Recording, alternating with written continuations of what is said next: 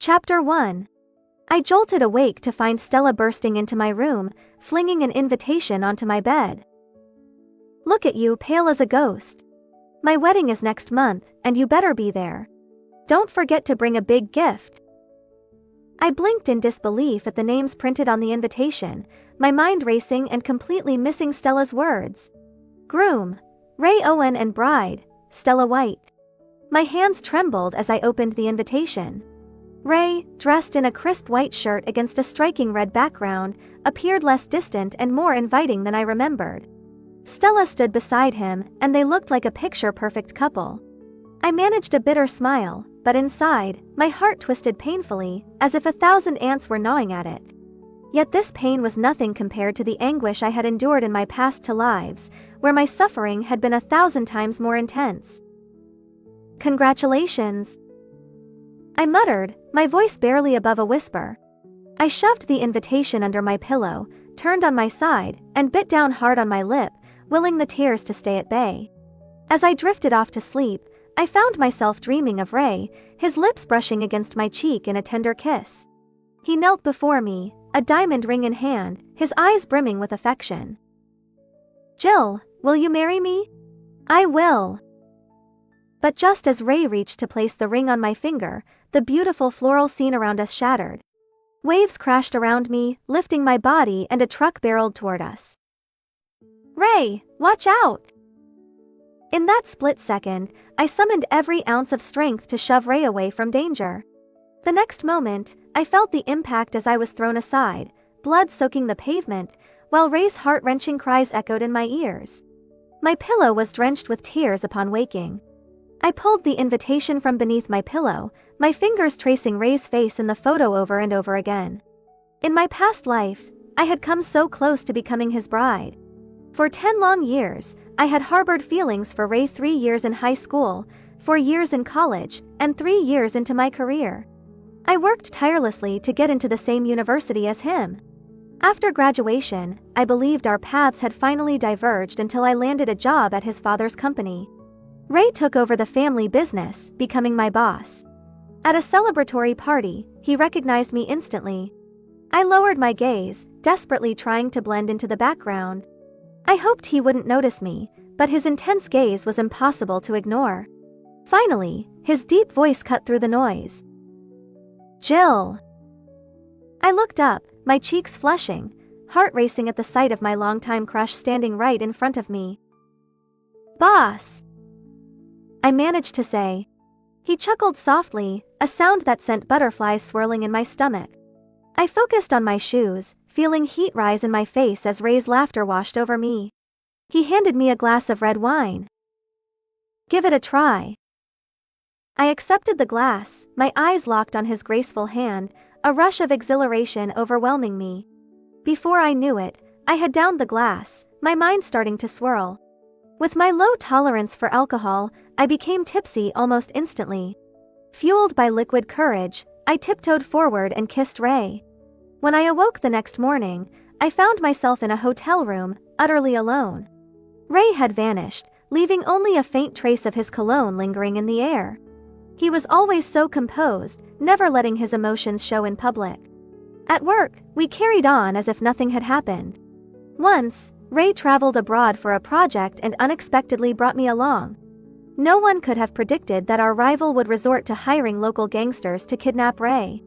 In a moment of desperation, I created a diversion, allowing others to escape with Ray while I donned his coat to draw the gangsters' attention to myself. I was captured. The gangsters mistook me for Ray's girlfriend, demanding a ransom of $50 million. But the ransom never came. Instead, I was met with scornful taunts from my half-sister Stella. "Today is my wedding day with Ray. Don't come and ruin it." In the end, I met my tragic fate at the hands of the bad guys. Chapter 2. After dying twice, I was reborn once more. This time just a month before Stella and Ray's wedding. Home was empty. I made myself a bowl of instant noodles.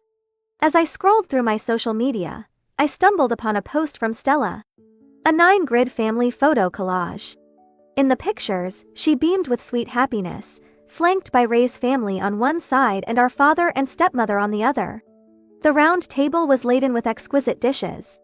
I stared at my instant noodles, completely devoid of appetite. Since my rebirth, I had been unusually sleepy, often struggling to distinguish between dreams and reality. The next day, I went to work at Owen Corp. As the elevator doors slid shut, Ray stepped inside. Our eyes met for the briefest moment before he averted his gaze. We felt like strangers completely disconnected. I stood in the corner, watching him walk away, a bittersweet feeling pooling in my chest.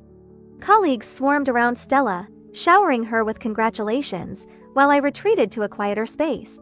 Both Stella and I were employees at Owen Corp. I had been there for 3 years, while she had just joined less than a year ago, drawn by Ray's presence. Stella approached, eager to flaunt her relationship. "Sis, I noticed you liked my post. I figured you wouldn't want to come to these events, so I didn't invite you." She paused, a sly smile on her lips. "Tell Dad and Mom I'll be home late. Ray's taking me ring shopping." I hesitated before nodding in agreement. Growing up, Stella had always been competitive, always wanting to outdo me even with Ray. She knew about my secret crush on him and reveled in twisting the knife whenever she could. After work, I ran into Stella at the company entrance. I pretended not to see her, but she intercepted me. "Let us give you a ride, sis. It's on our way. We can always get the rings later, right, Ray?" Ray smiled and nodded, the warmth in his gaze reserved only for Stella. He rarely smiled, but with her, he appeared utterly devoted. I pressed my lips together. "No need." Turning on my heel, I hurried away, my heart racing. I was afraid that if I lingered any longer, I might lose control in front of Ray. The first time I met Ray was in my first year of high school. I had been cornered by some bullies demanding my lunch money. With only $5 a day for food, giving in meant I'd go hungry. I stood my ground, and they threatened to hurt me. Then Ray appeared, casually holding his phone as he snapped pictures. "I've called the police and will submit these photos," he declared. The bullies, infuriated, charged at him, but Ray picked up a brick and struck one on the head. The commotion drew the attention of nearby vendors, and soon, the bullies were taken away by the police. That day, Ray and I were picked up by our respective parents, and I learned he lived just above me. After that incident, I often spotted him waiting at the school gate. Whenever I approached, he would pretend I wasn't there, walking ahead, maintaining a deliberate distance of 10 meters. He had unknowingly protected me for 3 years. With him around, the bullies never bothered me again. That year, Stella entered high school and quickly developed a crush on Ray. She was perpetually buzzing about him, her teenage excitement bubbling over. "I heard his family is wealthy, his dad is a successful businessman. Many girls like him, including me. He's not just handsome but also brilliant like a hero from a novel. But he's so aloof and seems to have no friends, he's always alone." I quietly stored away every detail about him. During the second half of our senior year, everyone was focused on their studies. One evening after self-study, lost in thoughts about a math problem, I didn't notice Ray stop in front of me. And I bumped into his chest. Chapter 3. "I'm so sorry," I blurted, flustered, my cheeks burning with embarrassment. To my surprise, he chuckled softly. I was momentarily stunned. He averted his gaze, returning to his usual aloof demeanor. "Be careful next time," he said, his voice cool. Seeing him about to leave, I gathered my courage and called out. Just as he turned to leave, I found the courage to call out. I need help with a few math problems. I heard you're really good at math. Could you teach me?" Ray was a top student in science, while I struggled with the humanities. Ray seemed momentarily taken aback but nodded. That weekend marked my first visit to his home. It was beautifully decorated, but I felt overwhelmed and out of place. Ray appeared distant, buried in his work and ignoring my presence. Trying to shake off my discomfort, I sat down across from him, determined to study. "Do we have guests?" Ray's father entered with an attractive woman. I noticed Ray's expression darken. Stella caught me coming downstairs, her eyes flashing with jealousy. Jill, are you dating Ray? I'll tell Dad and Mom. No. Don't say that. I exclaimed, my heart racing. Stella seemed to sense my turmoil. She snatched the book from my hands and tossed it aside. If you don't want me to tell, you have to promise me something. From then on, Stella always made me bring her to ask Ray questions.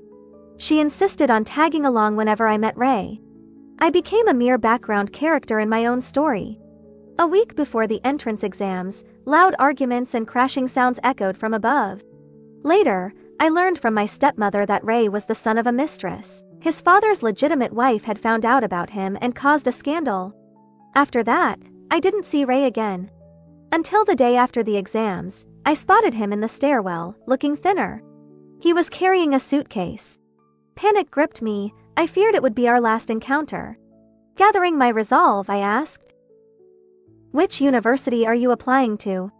"Westwood University." He replied. On my way home, I heard a cat meowing.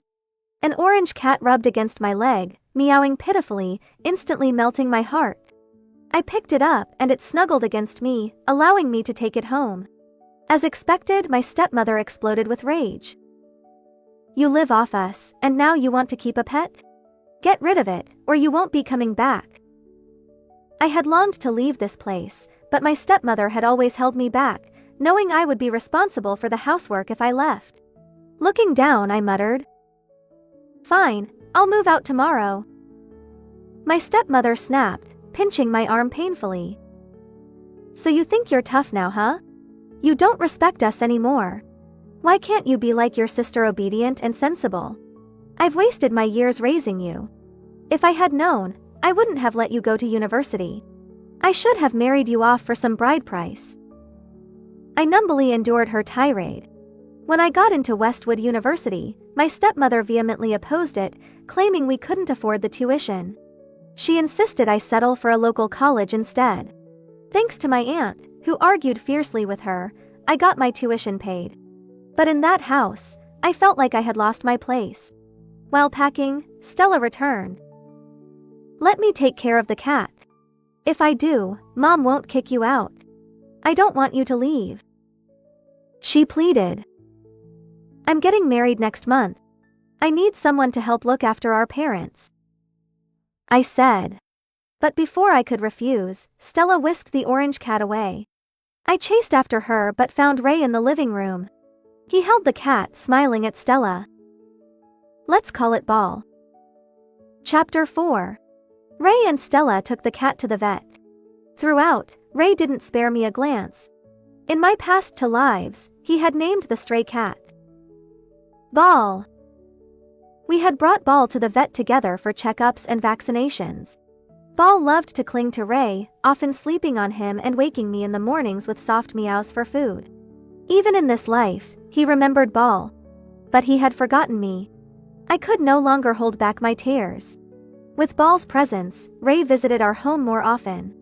I instinctively avoided him, working late every night for a week. Ball would rub against my legs, but Stella would scoop it up, protective as a mother hen. Ball was well taken care of, its coat shiny and smooth, much plumper than when I first rescued it. "Ball is my cat, you need to keep your distance," Stella declared. She seemed to forget that I had found Ball. My head felt heavy, too tired to argue, and I dragged my exhausted body back to my room. I slept until noon the next day. When I awoke, I had a high fever and a dry throat. After calling in sick, I drank some porridge and took a cab to the nearest hospital. While I was paying at the front desk, I saw Ray and Stella. "Ray, do you think it's a boy or a girl? We should prepare some names for when the baby arrives," Stella said excitedly. I watched them head toward the maternity ward. Dazed, I picked up my dropped receipt, Stella's words echoing in my mind. It felt as if my heart were being torn apart, making it hard to breathe. "Are you okay? Do you need help?" a nurse asked kindly. I shook my head, pale, but the world faded to black. When I woke up, I found myself in a hospital bed, hooked up to N4. After the nurse finished changing the last drip, she looked at me with concern. You had a fever of 104. With the exhaustion, your body couldn't handle it. I sincerely thanked her, then drifted back to sleep. That sleep was deep and restorative. At p.m., I returned home to a quiet house. Meow. Ball jumped onto the couch, eyeing me curiously. I picked it up and scratched its back. It purred in contentment. Today was Stella's birthday. She had posted on social media. Happy birthday to me, forever mom and dad's little princess. Wearing a crown, she made a wish in front of her birthday cake. Next to her, a hand with a matching ring appeared. It was Ray's hand. I stared at the ring, it was stunning. I filled Ball's bowl with cat food, squatting beside it as it ate. Ball, it's just us tonight. That night, I dreamt again of Ray proposing. He knelt in a field of flowers, presenting a ring. Jill, will you marry me? I joyfully extended my hand. I will. The ring matched the one Stella wore. As their wedding day drew near, I felt like I was forgetting more and more. Panic welled up inside me. Every night, I wrote in my journal. Flipping through old entries, I noticed how often Ray appeared. Yet I had forgotten many moments we shared.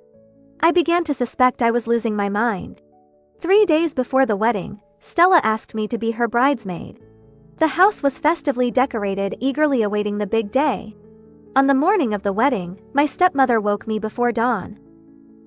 Quick, make breakfast for your sister. The groom will be here soon. And don't forget to bring snacks for the road. I cooked noodles while Stella slept. My stepmother coaxed her awake, but Stella pushed the noodles aside. I can't eat, I have to wear my wedding dress. She eyed me. Don't wear any makeup today. She didn't want me to overshadow her. Even if she hadn't said it, I lacked the energy to dress up anyway. At the wedding, the lights sparkled. Ray looked tall and distinguished in his tailored suit, exuding elegance. He held Stella's hand as they walked down the aisle. I stood among the well-dressed crowd, witnessing their union. Ray Owen, do you take Stella White to be your lawfully wedded wife, to have and to hold, in sickness and in health? I do. Ray placed the wedding ring on Stella's finger. I had often imagined what my wedding with Ray would be like. We had known each other for 10 years since high school. In my first life, I died saving him from gangsters. In my second life, he proposed to me, but I again died trying to save him from a car accident. Both times, I died because of him. I was exhausted. Since nothing could change, I only wanted to live well in this life. As long as he was happy, I had no regrets. My heart ached like a knife wound, and the world spun around me before I lost consciousness. Someone fainted. Ray noticed the familiar figure collapse in the crowd and rushed toward me, letting go of Stella's hand. Jill! Chapter 5. I heard someone repeatedly calling my name. I wanted to see who it was, but the persistent voice disturbed my peace. I struggled to open my eyes and found a stubbled man with dark circles beneath his eyes staring at me with relief. Jill, you're finally awake. Doctor. Before I could ask who he was, he dashed out, calling for the doctor. The doctor examined me and informed the man. The patient's condition is stable. Just keep her under observation for a few more days, and she should be able to go home. Thank you, doctor. The man turned back to me, concern etched on his face. I'll get you some porridge. You've been unconscious for 3 days, so you shouldn't eat anything heavy. His affectionate demeanor caught me off guard. I pulled my hand away and asked cautiously, "Who are you?" Ray's smile faltered, his voice trembling. "I'm Ray. Jill, do you really not remember me?" I shook my head, sensing he was harmless and relaxing slightly. "Did you bring me to the hospital?" "Thank you. Can you give me your payment details? I'll reimburse you for the medical expenses." A scoff echoed from the door and Stella walked in. "Sis, your act of amnesia is quite convincing," she said, her voice dripping with disdain. "You ruined my wedding. What do you want now?" Do you think pretending to be weak will make Ray leave me for you? Dream on. I gazed at my sister, who was spiraling into hysteria, feeling utterly confused as my head throbbed. I don't know what you're talking about, Stella. This man helped me. Can you please escort him out? Stella scrutinized me, noticing my disorientation. Her expression shifted, and she looked at Ray with mixed emotions.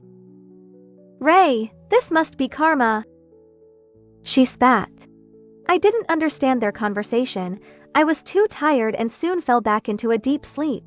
The next day, I discharged myself from the hospital. Returning home, I was blocked at the door by my stepmother, who threw my luggage outside. You ruined Stella's wedding. How could I raise such an ungrateful wretch? Get out. I let her berate me, feeling a heavy weight in my chest. From friends, I learned that I had fainted at Stella's wedding and that Ray had left to take me to the hospital. Ashamed to face Stella, I picked up my suitcase and left. While waiting for a cab near the neighborhood, I spotted an orange cat lying in the grass. Ball? Ball weakly nudged my hand with its head. It was much thinner and had injuries, barely clinging to life. I rushed it to the vet. The doctor informed me that Ball had been abused, its wounds inflicted by humans. Anger surged through me, and I called Stella, scolding her for the first time. This was the first time I had stood up to her. Once Ball had recovered, I left the country with it. The day I was discharged, Ray and Stella were at the courthouse finalizing their divorce. When Ray returned and found me missing, he desperately tried to reach me, only to discover my old number was no longer in service. He sought out Stella. Where's Jill? Chapter 6. Stella, now the subject of gossip among friends and neighbors, was hostile to Ray. I don't know. Even if I did, I wouldn't tell you. Late love is worse than dogs. She doesn't want you anymore. Ray clenched his fists, his eyes bloodshot with rage and sleeplessness. He turned to leave but stopped, searching the house. Where's Ball? I threw it out. Threw it out? Where? Ray, barely containing his anger, was terrifying. Stella stammered. Just in the neighborhood. It's just a cat. We're divorced, why keep it? Seeing Ray care more for a cat than her, she was bitter. Ray never showed her any affection, always cold. It was maddening. She wanted to make Jill jealous, but Jill had forgotten Ray. She felt foolish for always competing with Jill. Jill was smarter, prettier, and more likable. Stella hated Jill. Jill, as her sister, was a shadow over her life. Where's Jill's room? Stella led him to a cramped room in the corner. Ray saw the small bed and a wooden desk, no windows, and his face darkened. He hadn't realized Jill lived in such conditions. He searched the room and found a hidden journal in the bottom drawer. He opened it. Ray is so aloof, but he's kind. I'm grateful he saved me. What should I do? I think I like Ray. If he knows, will he hate me and stop waiting for me after school? I'm scared the bullies will come back. I got into Westwood University. I want to tell Ray, but I don't know his contact details. I wonder how he's doing. Owen Corp is Ray's family business. I'm so happy to be closer to him. Today is the first day of my third rebirth. Ray and Stella are getting married. I don't want to die again.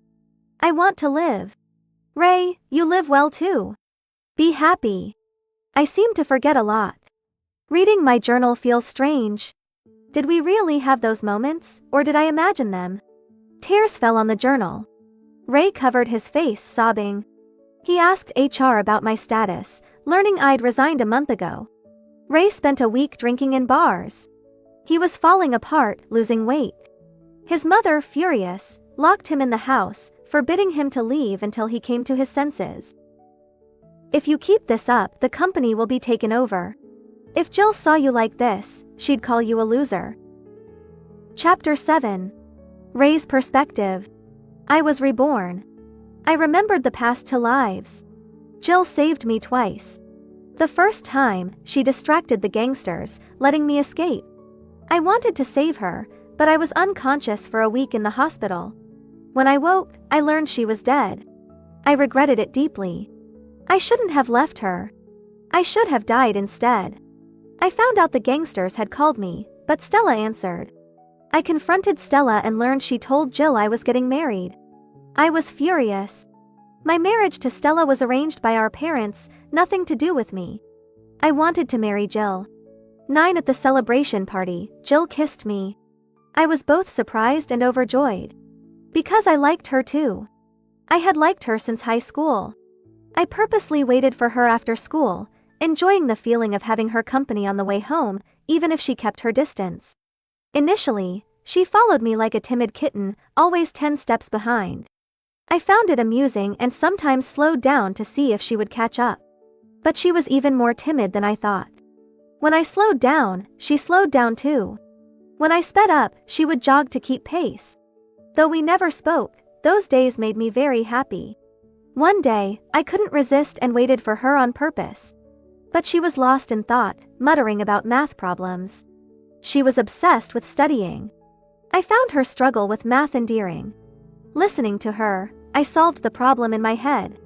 Just as I was about to call her, she bumped into my chest. I was stunned.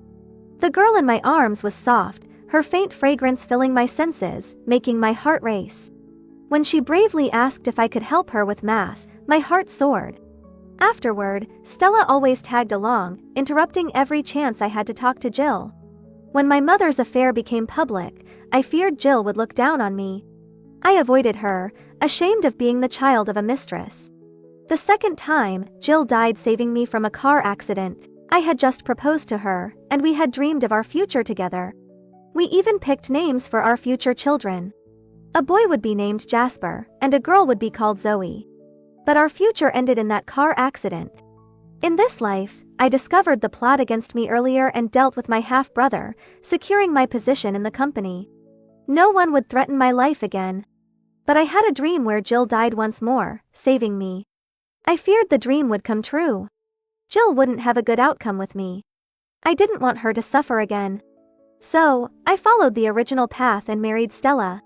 At Stella's house, I saw Ball. I named it Ball intentionally in front of Jill. When choosing wedding rings, I picked the same one I had used to propose to Jill in our past life. I wanted her to see the ring and be disappointed in me. I only wanted her to live well this time. But I regretted it. Seeing Jill alone at the wedding, watching me marry Stella, my heart ached unbearably. I avoided her gaze, fearing I would regret and hurt her again. When she fainted, I reacted instinctively, remembering the fear of losing her in the past lives. My hands trembled as I held her. She couldn't die. I had lost her twice already. But she woke up not remembering me. Yet she was alive, and that was enough. I shouldn't ask for more. Jill, this time, let me protect you. Chapter 8. For 3 years, I never stopped searching for Jill. After extensive inquiries, I finally found her. She was attending a medical conference in Haishi on the 20th of this month. The day before the conference, I spent a long time grooming myself. I shaved, styled my hair, and tried on multiple suits. I wanted to appear in front of Jill looking my best. Entering the conference, my palms were sweaty with nerves. I scanned the crowd, looking for her. But after a long search, I couldn't find her. Suddenly, I heard a familiar voice behind me. Thank you, Professor Wang, for your support. It's an honor to collaborate with an expert like you. I turned swiftly and saw her, confidently conversing. Jill wore a champagne-colored dress, her hair up exuding elegance. She looked even more stunning than before. I smiled widely. But just as I was about to approach her, a man appeared beside her, affectionately holding her. The man placed his hand on Jill's belly, with a mixture of worry and adoration. Jill, you've been standing for almost an hour. Take a break. Jill playfully glared at the man. I'm only 3 months pregnant, not too big to walk. Why are you so worried? The man, handsome and distinguished, looked perfect with her. Unknowingly, I followed them. I watched as the man cajoled Jill with a plate of fruit. Just one more piece. The doctor said you need more vitamins. Jill reluctantly pushed the fruit away, but her tone was playful. I really can't eat anymore. You're going to make me as fat as a pig. The man didn't mind eating the fruit Jill had nibbled on. How about this? Tonight, I'll make you some late-night snacks. You said you were craving snail noodles. Just a bite, I won't tell your parents. The man showed no trace of his elite demeanor in front of Jill. I was glad Jill had a happy family. The obsession in my heart eased. Chapter 9. Jill's perspective. I felt like someone was watching me, but looking around, I saw no one. It must have been my imagination. After the medical conference, my husband asked me to wait while he fetched the car.